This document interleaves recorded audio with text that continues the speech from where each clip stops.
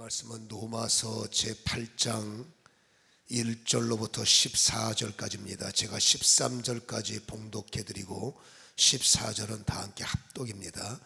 그러므로 이제 그리스도 예수 안에 있는 자에게는 결코 정죄함이 없나니 이는 그리스도 예수 안에 있는 생명의 성령의 법이 죄와 사망의 법에서 너를 해방하였음이니라.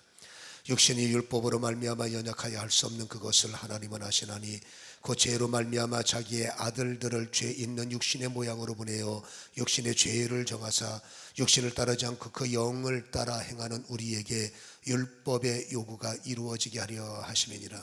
육신을 따르는 자는 육신의 일을, 영을 따르는 자는 영의 일을 생각하나니 육신의 생각은 사망이요 영의 생각은 생명과 평안이니라. 육신의 생각은 하나님과 원수가 되나니 이는 하나님의 법에 굴복하지 아니할 뿐 아니라 할 수도 없음이라. 육신에 있는 자는 하나님을 기쁘시게 할 수 없느니라. 만일 너희 속에 하나님의 영이 거하시면 너희가 육신에 있지 아니하고 영에 있나니 누구든지 그리스도의 영이 없으면 그리스도의 사람이 아니라. 또 그리스도께서 너희 안에 계시면 몸은 죄로 말미암아 죽은 것이나 영은 의로 말미암아 살아있는 것이니라. 예수를 죽은 자 가운데서 살리신 이의 영이 너희 안에 거하시면 그리스도 예수를 죽은 자 가운데서 살리신 이가 너희 안에 거하시는 그의 영으로 말미암아 너희 죽을 몸도 살리시리라. 그러므로 형제들아 우리가 빚진 자로되 육신에 겨져서 육신대로 살 것이 아니니라. 너희가 육신대로 살면 반드시 죽을 것이로되 영으로서 몸의 행실을 죽이면 살리니. 14절 무릇 하나님의 영으로 인도함을 받는 사람은 곧 하나님의 아들이라. 아멘. 오늘 예수님께만 오직 영광을 돌리고 예수님의 은혜만이 우리에게 선포되기를 간절히 소원합니다. 오늘 본문에 보면 교회 안에는 두 종류의 사람들이 있음을 우리에게 보여주지요. 육에 속한 사람, 영에 속한 사람. 계속 반복되는 단어죠. 육에 속한 사람, 영에 속한 사람. 그래서 여러분 이 육에 속한 사람이 또 두 종류로 분리가 돼요. 그래서 육에 속한 사람이 있고 육신에 속한 사람이 있어요. 그 두 내용이 비슷하면 분리할 필요가 없는데 그 두 내용은 달라요. 여러분 이 육에 속한 사람과 육신에 속한 사람을 좀 분리하려면 고린도 전서를 한번 열어보세요. 3장 고린도 전서 3장을 열어보시면 2장을 열어보시면 먼저 여러분 14절에 이렇게 되어 있습니다. 2장 14절 육에 속한 사람은 하나님의 성령의 일을 뭐한다고요? 받지 아니하나니. 왜요? 이는 그것이 그들에게 어리석게 보이며 또 그는 그것들을 알 수도 없나니. 이런 일은 당연히 영적으로만 분별된다라고 말했어요. 여기서 이 육에 속한 사람은 원문에 보면은 이거는 여러분 푸시키크스라고 되어 있어요. 근데 이거를 다시 해석을 하면 불신자라는 뜻이죠. 그들은 하나님을 받아들일 수가 없어요. 하나님이 믿어지지 않고 하나님이라는 이름은 그들의 판단에 그냥 종교적인 이름이고 사람이 만들어낸 설화 같은 거지 무슨 하나님이 있느냐. 그러니까 여러분 이해하기도 어렵고 하나님을 부정하고 하나님을 외면하기 때문에 그들을 육에 속한 사람이라고 원문은 그렇게 표기를 하고 있고. 3장 1절 한번 읽어보세요. 고린도 전서 3장 1절 읽습니다. 시작. 형제들아 내가 신령한 자들을 대함같이 너희에게 말할 수 없어서 육신에 속한 자 곧 그리스도 안에서 어린 아이들을 대함과 같이 하노라. 이 3장 1절은 달라요. 육신에 속한 그리스도인인데 이 육신에 속한 사람들은 불신자가 아니에요. 하나님의 것을 받아들이지만 행동이나 수준이나 그 진행이 어린 아이 같아서 어린 아이 취급을 하는 모습을 가진 부류가 바로 육신에 속한 자들. 이거는 사르크스라고 되어 있어요. 그러니까 여러분 앞에 거는 불신자의 유형, 아예 진리를 외면하고 하나님 자체를 거절하는 불신자의 유형이고, 두 번째는 여러분 그 불신자를 뛰어넘었어요. 그래서 교회에 들어와서 이제 신앙생활, 이제 종교생활이죠. 쭉 진행하면서 어린 아이 같은 태도를 있는 거죠. 그래서 대접만 받아야 되고 싫은 일 죽어도 안 하려고 하고 어려운 거는 아예 쳐다보지도 않고 뭐 육신에 속해 있으니까 그렇죠. 그래서 이렇게 오늘 읽은 말씀 2절에 보면은 고린도전서 3장 2절에도 내가 너희를 젖으로 먹이고 밥으로 하지 않았다. 밥이라는 게 뭐예요? 딱딱한 거죠. 고기 같은 건 질긴 거죠. 힘든 것, 괴로운 것. 이거는 여러분 교회 안에서 성도들 가운데도 여러분 힘든 거 싫어하고 괴로운 거 싫어하고 헌신적인 거 싫어하고 그걸 표현으로는 딱딱한 걸 싫어하는 성도들 이렇게 되어 있단 말이에요. 또 3절에는 그런 사람들 육신적 그리스도인들은 아직도 육신에 속한 자로다. 너희 가운데 시기가 남아있고 분쟁이 있고 어찌 육신에 속하여 사람들을 따라 행함이 아니냐. 사도 바울이 강조하는 것은 성도 안에도 육신에 속해서 여전히 교회 오면 쌈박질하고 서로 다투고, 이 다툼이 왜요? 양보하지 않고 내가 최고인데 너를 알아야 되고 힘들어 있는 나에게 자꾸 건드리고 이런 표현을 하다 보면 싸움밖에 더 나겠습니까? 그래서 교회 안에는 바로 두 종류, 영에 속한 사람이 있고 육신, 육을 뛰어넘었지만 육신에 속해서 영이 자라지도 않고 세월이 지나도 항상 그 자리에 앉아있는 모습을 육신에 속한 자다, 이렇게 성경은 말을 해주고 있죠. 그러면 육신에 속한 성도의 기도 제목은 유괴이래요. 육신에 속한 사람들이 축복을 바라는데 육적인 축복을 원해요. 본인은 그게 믿음의 기도요, 성도의 기도다라고 말하지만 오늘 다시 한번 본장으로 넘어가시면요, 로마서 8장 5절은 이렇게 말합니다. 육신을 따르는 자는 육신의 일에 초점이 맞춰 있어요. 그래서 기도를 해도 육신이, 그러니까 육신은 뭡니까? 의식주 내지는 의식주를 바탕으로 한 부와 명예죠. 여러분 성령을 기준으로 하는 부와 명예가 아니라, 여러분 세상 살아오는 방식, 육신은 육으로 살았던 사람들의 방식이 뭐예요? 여러분 돈 있어야 되잖아요. 어쨌든 명성이 있어야 되고 그게 세상에서는 틀리지 않습니다. 그래야 세상은 편하고 있어야 대접받고 있어야 예우받고 그게 어쩔 수 없는 세상이고 오랫동안 그게 익숙해져 있고 그것에 젖어지다 보니까 여러분 그러다가 예수를 만났어요. 교회 오면 좋대더라 해서 교회에 왔을 때 육신에 머물러 있는 사람은 나의 출세길에 하나님 가만히 있지 마시고, 내가 돈 버는 일에 주님 쉬지 마시고, 내가 잘 먹고 잘 사는 일에 하나님 가만히 계시면 되겠어요? 물질을 주셔야 되고, 이해는 되지만 이 포커스와 이 초점이 오직 육신의 일에만 맞춰져 있는 사람을 성경에는 육신을 따르는 자는 육신의 일에 멈춰 있다, 이렇게 5절은 우리에게 말씀을 하는데, 여러분 성경은 육신의 일에 대해서 의식주, 세상에는 육의 사람들이 필요하지만 우리가 8장 1절에 보면 이렇게 말합니다. 여러분 성령의 생명의 법을 가진 사람은 죄와 사망의 법에서 해방됐다라고 말하는 거죠. 정말로 해방의 기쁨을 알고 자유를 아는 사람은 필요하지만 돈이 전부가 아니라, 필요하지만 의식주가 전부가 아니라, 필요하지만 그것이 모든 것이 아니라, 거듭난 사람들은 초점이 누구예요? 예수죠. 그래서 예수 안에 있는 사람은 참된 해방을 통해서 돈은 필요하기 때문에 나의 진정한 리더는 예수 그리스도죠. 이 예수 그리스도를 선교하고 증거하는 일에 필요한 리더지, 이 니드가, 그래서 영에 속한 사람은 오늘 5절에 그런 말 했지 않습니까? 영의 일, 하나님의 일, 교회의 일, 말씀적 일에 관심이 많은 것, 이건 당연한 거죠. 그러나 교회 안에서 영에 속한 사람이 많을까? 과연 육에 속한 사람이 많을까? 이 고민은 우리가 할 수밖에 없지요. 그래서 육에 속한 생각은요, 성경이 이렇게 말합니다. 그건 사망의 문이요, 사망의 길이다. 끝까지 좀 더 돈 주세요, 좀 더 세상 명성 필요 없다는 게 아니라고 그랬어요. 그러나 계속 거기에만 하나님, 물질의 복을 주셔야 하나님이 살아계신 거고, 세상적 명성의 지위가 올라가야 내가 잘 되는 겁니다. 근데 그 육신적 생각에 멈춰버리면 그 결과물은 여러분 사망이요, 좋지 못한 길임을 6절은 강조하고 있어요. 그리고 7절에는 말하기를 육신의 생각은 하나님과 원수가 되는 거죠. 눈만 뜨면 돈, 눈만 뜨면 세상, 눈만 뜨면 좋은 거, 그 예전에 그렇게 살아왔거든요. 근데 거듭났으면 방식이 좀 달라져야 되는데 우리의 모든 기도의 제목은 오직 돈이에요. 우리 모든 하나님 나에게 축복, 목사님 축복 주세요. 근데 그 축복이 영의 일의 축복이 아니라 그 일에 쓰임받는 축복이 아니라 육신적으로 뭔가 폼생폼사 아니겠어요? 여러분 그 일에 초점을 맞춰서 기도하고 올인하고, 여러분 근데 그게 하나님 앞에는 원수 된다라고 말을 하고요. 이 육신의 생각은 하나님과 당연히 원수가 되니까 여러분 하나님의 말씀 7절 하반절에 보면 하나님의 법에 굴복이 안 되죠. 그리고 그 법을 따라갈 수가 없죠.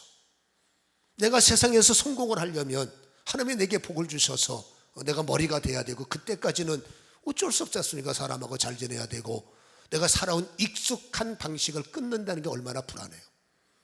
내가 살아온 방식을 뒤집어서 진리대로 간다는 거, 이거 얼마나 두려운 일이에요. 그러니까 여러분 육신의 생각을 가진 교회에 다니는 분들은 어떻게 하든지 세상 방법을 따라가는 거죠.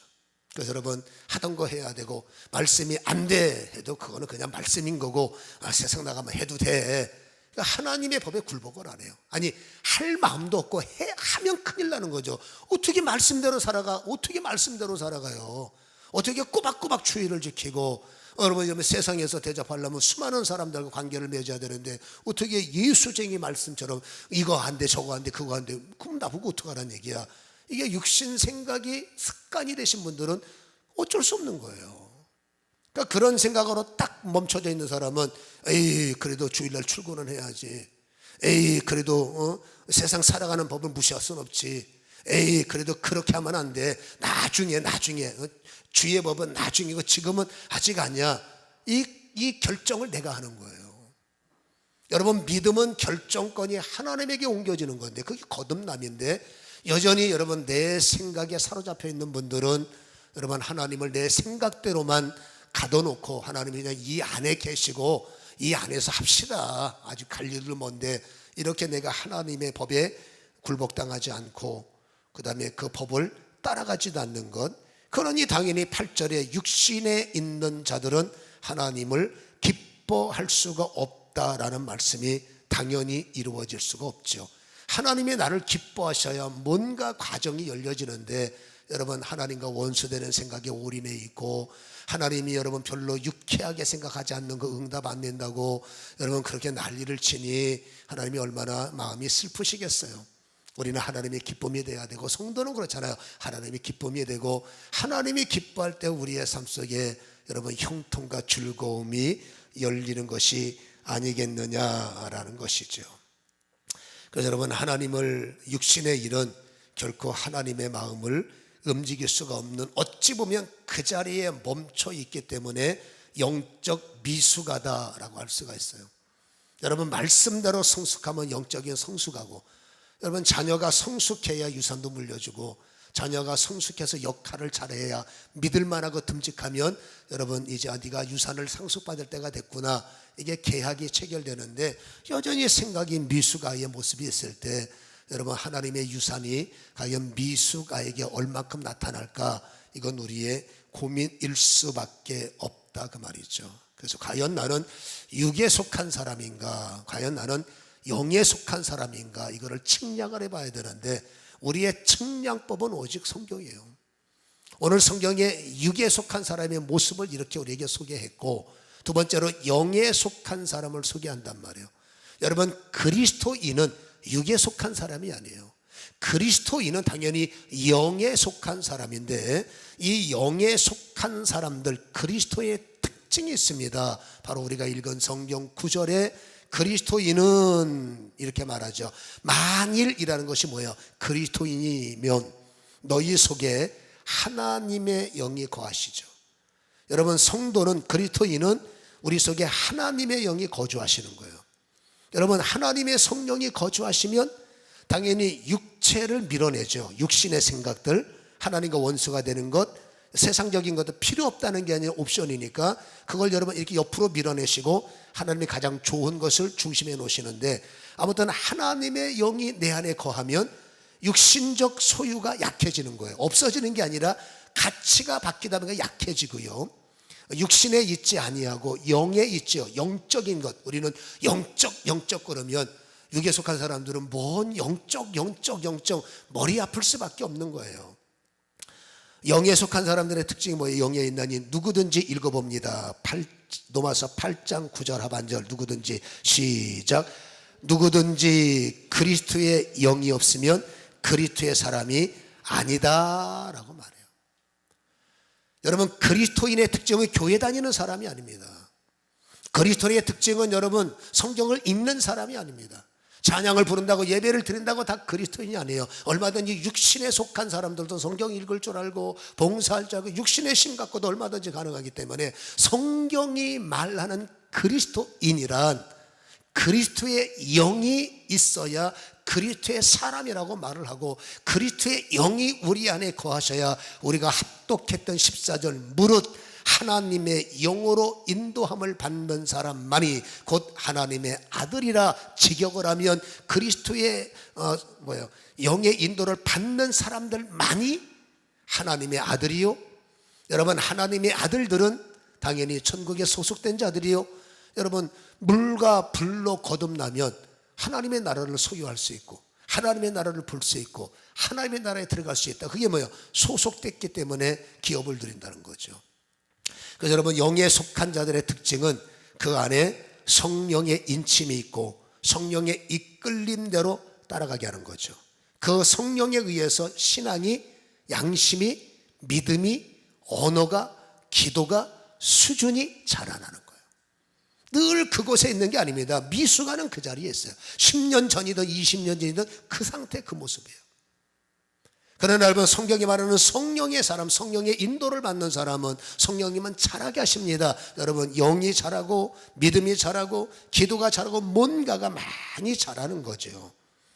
여러분 자라는 이유가 뭡니까? 가치가 달라지는 거예요. 예전엔 육신적 가치가 최고로 여겨졌지만 내 안에 성령의 인도를 따르면 정말로 여기에 자유가 있구나, 정말로 여기에 참된 평화가 있구나, 정말로 이 참된 출애굽, 다시 말해서 해방신학, 해방의 믿음이 이런 거구나를 깨달을 수가 있는 거예요.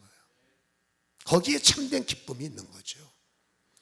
그래서 우리가 읽은 성경 10절에도 또 그리스도께서 너희 안에 계시면, 이게 뭐예요? 그리스도의 영이 네 안에 계시면 그 말이죠. 몸은 죄로 말미암아 죽었으니 영은 의로 말미암아 살아있다. 영이 살아나는 거예요. 육으로 세상을 바라보니 뭐니 해도 아주 머니가 최고지만, 아주 머니, 돈이 많아야 최고지만 영이 살아나면 여러분 돈보다 좋은 게 예수예요. 세상보다 즐거움이 교회 안에 있는 거예요. 그게 진리의 자유죠. 또 11절에 이렇게 말합니다. 예수를 죽은 자 가운데서 살리신 이의 영이 너희 안에 거하시면 그리스도 예수를 죽은 자 가운데서 살리신 이가 너희 안에 거하시는 그의 영으로 말미암아 너희 죽을 몸도 죽을 생각, 죽을 마음, 죽을 것, 성령이 거하시면 생각을 바꾸고, 성령이 거하시면 언어가 달라지고, 성령이 거하시면 수준이 달라지는 거, 이건 제가 체험해 봐서 알아요. 여러분 성령이 거하시면 그리스도의 사람은 억지로 되지 않습니다. 여러분 신앙생활 육신으로 하면 그가 쉽게 슬럼프에 빠지는 거예요. 조금 기분 나쁘면 짐 싸버리고, 그걸 못 내기, 육신적으로 예우만 받고 대우만 받고 나만 봐주는, 어떻게 사람이 나만 봐줍니까? 그걸 어떻게 하든지 본인들이 돌파하고 이겨야 되는데, 조금만 서운하면 여러분 뭐 이러쿵저러쿵 짐 싸고 뭐하고 항상 보면 어디를 가도 그 모양이에요. 그러니까 오늘 성경이 강조하는 것은 뭐예요? 성령, 이건 여러분 우리가 노력을 해봐도 알아. 우리가 노력하니까 짜증이 나는 겁니다. 그대로예요. 어제 충만해서 기뻐 날뛰었는데 오늘 열받는다고 여러분 에바다는 사라지고 열바다가 나타나가지고 이게 또 여러분 길길이 뛰고 짜증나고 신경질 내고, 이게 어떨 때 보면 이게 내가 왜 이런가. 물론 7장의 양신의 역사가 남아있습니다만 그 나중에 생각하기로. 아무튼 간에 이게 왜 그런가? 내 힘으로 이겨보려고, 내 힘으로 해보려고, 내 힘으로 여러분 제가 다 해봤거든요. 어려워요. 오직 그리스도의 사람은 그러니까는 성령의 인도를 따라가야 하나님의 아들이라는 말. 성령에 의해서요. 성령에 의해서. 여러분 성령이 내 안에 계시잖아요. 그러면 성령님의 법과 죄와 사망의 법은 충돌이 일어나. 이게 두 가지가 공존하면 얼마나 좋아. 적당히 즐기고 살면 얼마나 좋아. 여러분 하나님의 성령이 내 안에 거하시면 적당히 즐길 수가 없어요. 그냥 적당히 즐겨도 괜찮다. 그건 여러분 그리스도의 영이 아니라 여러분 내 생각 갖고 신앙생활하기 때문에 성령이 냅둬버리는 거예요. 여러분 로마서 1장 20절 육에 속한 사람은 하나님께서 그냥 손을 놓는다고 그랬습니다. 하나님을 어리석게 생각하기 때문에 하나님이 그 사람 손에서 손을 떼는 것이 로마서 1장 26절 이하의 말씀이거든요. 그러니까 내 멋대로 사는 거죠. 그래서 그리스도의 영이 내 안에 거하시면 육체의 소유와 성령의 소유는 반드시 충돌이 일어나요. 제가 읽어드릴게요. 갈라디아서 5장 16절을 보면 내가 이르노니 너희는 성령을 따라 행하라. 그리하면 육체의 욕심을 이루지 아니하리라. 성령을 따라가는 사람은 성령님이 육체를 그냥 안 둬요. 17절 육체의 소욕은 성령을 거스리고 성령은 육체를 거스리나니 이 둘이 서로 대적함으로 너희가 원하는 것을 하지 못하게 하려 함이니라. 이렇게 성경은 말씀을 해주고 있지요. 성령으로 살면 성령으로 행하라. 정말로 그리스도의 영이 내 안에 살아계시면 내 멋대로 하는 것을 그냥 둘 부모가 어디 있습니까? 조선팔도에 내 새끼가 내 멋대로 살고 내 맘대로 행동하고 내 멋대로 소리 지르고 내 멋대로 여러분 말 같지 않은 소리하고 말 같지 않은 행동을 보고 어이구 그래 내 새끼 이쁘다. 그건 여러분 부모부터 여러분 병원에 보내야 돼. 정상적인 부모라면 내 자식이 질서가 있어야 되고 잘해야 되고 잘했을 때는 충분히 격려해주고 아니면 채찍을 들 수밖에 없는 게 부모의 양심이요 부모의 자격이 아니겠어요. 여러분 성령이 내 안에 계시지 않으면 살던 방식대로 사는 거예요. 그러나 성령이 내 안에 계시면 이 성령께서 육체의 소욕을 그냥 볼 수가 없습니다. 왜? 육체의 소욕이 살아나면 사방의 어둠의 법이 죄와 어둠의 법이 생명의 성령의 법을 또다시 옛생활로 밀어버리면 나는 육신도 안 되고 육의 사람이 돼버리거든. 그러면 끝장나는 거 아니겠어요?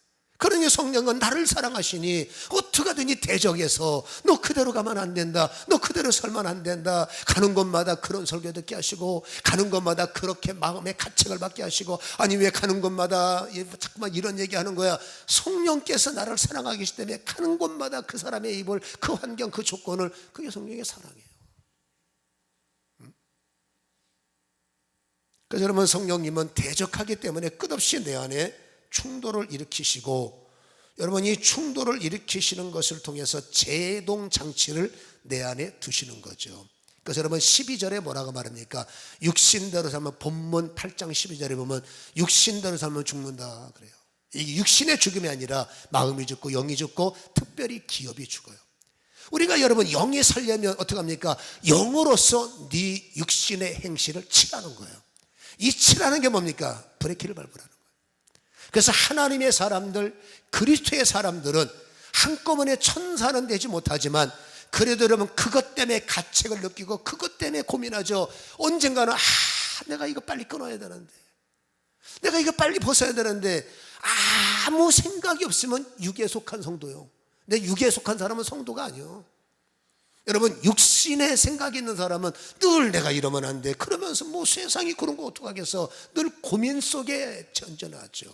근데 성령은 고민할 때마다 양심의 가책을 통해서 브레이크를 너 그러면 안 돼, 가책을 너 그러면 안 돼, 책망을 주시고 너 그러면 안 돼, 내 속에서 막 뒤틀리게 만들어. 이게 영이 살아있는 사람 특징이라 할 수가 있는 거죠. 그래서 저는 여러분에게 질문하고 싶은 거예요. 여러분들은 정말로 성경이 말씀하고 있는 그리스도인이십니까? 라는 질문이에요.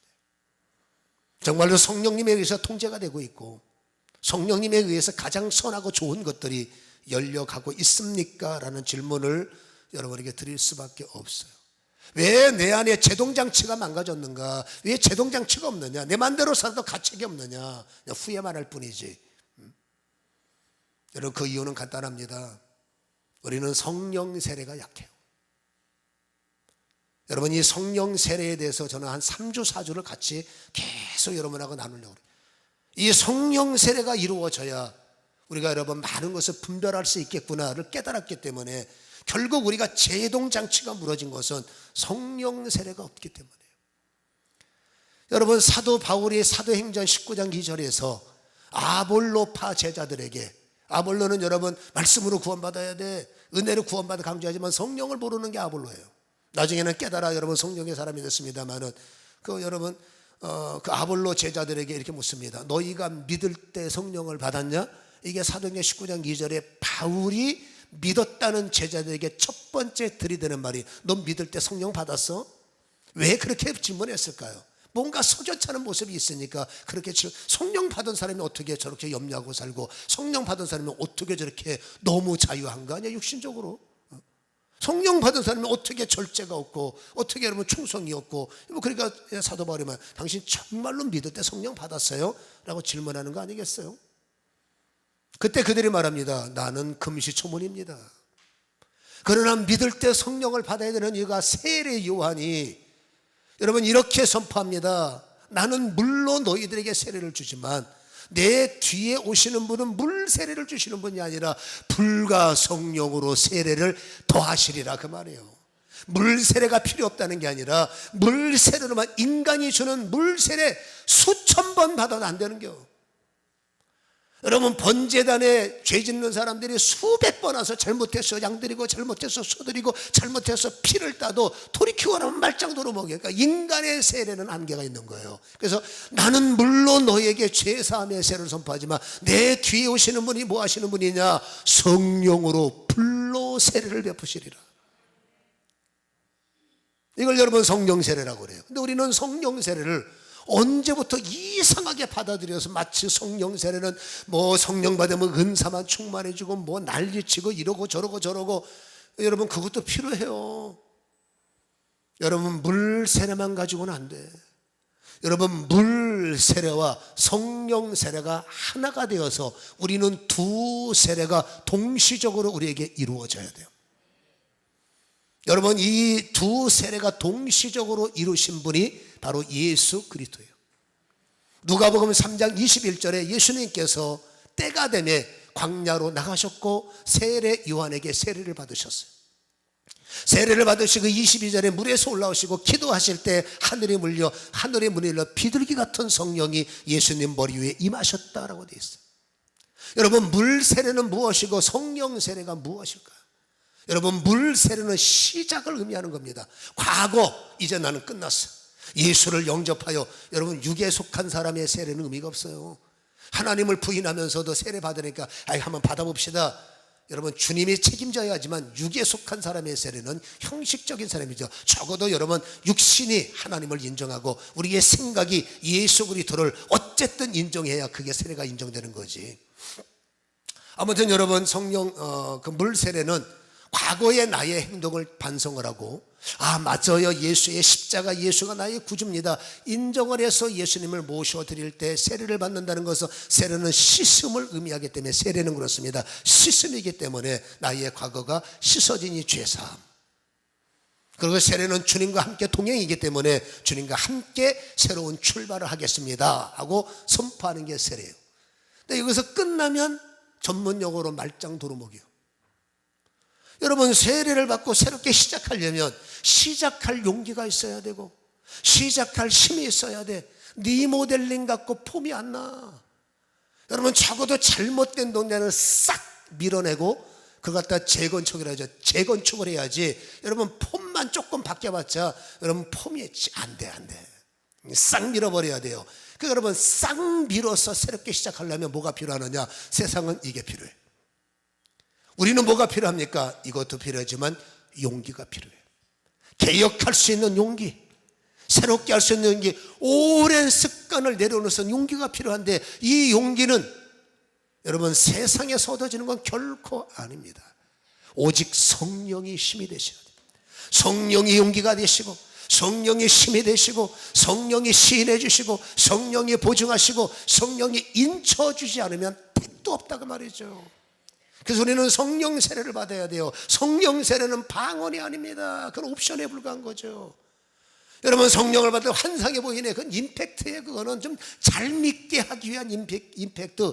제발 좀 육신과 영 사이를 왔다 갔다 하지 마라. 성령이 계시잖아. 하나님이 계시면 언제까지 왔다 갔다 할까? 왔다 갔다를 막기 위해서 하나님이 살아계심을 보이기 위한 임팩트가 은사인 거지, 은사가, 여러분, 성령 세례가 은사가 전부가 아니라고 말해요. 여러분, 성령 세례는 성령이 내 안에 오시는 거예요. 성령이 내 안에 오셔서 기도하게 하시고, 성령이 내 안에 있어서 진리의 영으로 깨닫게 하시고, 보혜사의 영으로 나를 도와주시고, 나의 헬퍼가 보혜사가 아니겠습니까? 그 성령은 나에게 여러분 생각나게 하시고, 기억나게 하시고, 떠오르게 하시고, 인쳐주시고, 할렐루야. 그래서 여러분 성령 세례를 받으면 힘이 생기는 거예요. 여러분 예수님께서 요단강에서 물 세례를 받으시고 성령 세례를 받으신 그 다음 행위가 누가복음 4장 1절, 예수님께서 광야로 세례를 받으시고 첫 번째 행하신 것이 광야로 뭐하러 가서 금식하러 갈 때, 여러분 성경의 핵심은 뭡니까? 성령께서 예수님을 금식하도록 힘을 주시고 광야로 몰아내시고 성령에 사로잡으시는 모습을 성경은 보인단 말이에요. 여러분 그래서 성령 세례는 뭐냐? 힘입니다. 성령 세례는 뭐냐? 용기입니다. 여러분 성령의 힘이 있어야 되고 성령의 용기가 있어야 돼. 믿습니까? 그게 성령 세례. 여러분 예수님께서 마가복음 12장 28절에 내가 하나님의 성령을 힘입어, 예수님도 신앙생활할 때 그리스도인의 시작을 선포할 때 하나님의 성령을 힘입어서 살아가셨어요. 하나님께서 나사렛 예수에게 성령과 능력을 기름 붓듯 하셨음에 신앙생활 시작할 때는 위로부터 삼위일체의 능력이 기름 붓듯 임해서 기름 부음은 성령 세례요, 성령 세례를 오늘 말로 번역하면 진행형 성령 충만이다 그 말이지. 성령 세례는 여러분 임하시는 초기적인 현상이요, 성령 충만은 진행형이요. 여러분 성령 충만해야 돼요. 성령의 힘으로 기도해야 되고 성령의 힘으로 살아가야 되고. 아멘. 여러분 내 생각하고 내 생각으로 이 헌신해 보세요. 성가대원 I love you. 얼마나 힘들어. 남들보다 더 많은 시간과 헌신을 골방에 여러분들은 골방파들이요. 성가대는 뭔 파? 골방파. 골방에 쭈그려서 여러분 열심히 찬양하고 열심히 일하고 할렐루야 11조도 열심히 내야 되고 감사도 열심히 내고 일하고 돈 내는 사람들은 이 사람들이에요. 이게 사람의 힘으로 하면 짜증나는 거죠. 이 말 들으면 짜증나고 저 말 들으면 짜증내고. 여러분 봉사할 땐 육신이 무너져야 돼. 철저하게. 이러면 저는 어디 가서 누가 봉사하겠다면 불안해. 왜? 육신의 생각이 있는 사람들은 바라마나 뒤에서 꾸시락 뻔하거든요. 그러면 여러분 나도 약한데 그 소리 들으면 이게 스트레스 받는 거예요. 그렇다고 냅두면 안 돼. 어떻게 하는데 육신이 무너지니까 입만 열면 뭘 그렇게 봉사하면서도 불평이 많고 원망이 많고 짜증이 많고. 그러니까 하나만 안 돼도 그냥 또 이런 열심히 해. 육신 생각, 육신의 열심이지. 여러분 성령에 사로잡히고 이래야 기쁜겨. 성령에 사로잡히면 즐거운 거예요. 여러분 힘들어도 좋고 괴로워도 좋고 성령의 세례요, 성령의 힘에 의한 거지요.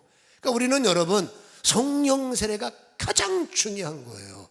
그래서 또다시 묻습니다. 여러분 성령 충만하십니까? 아니 여러분 믿을 때 성령을 받으셨습니까?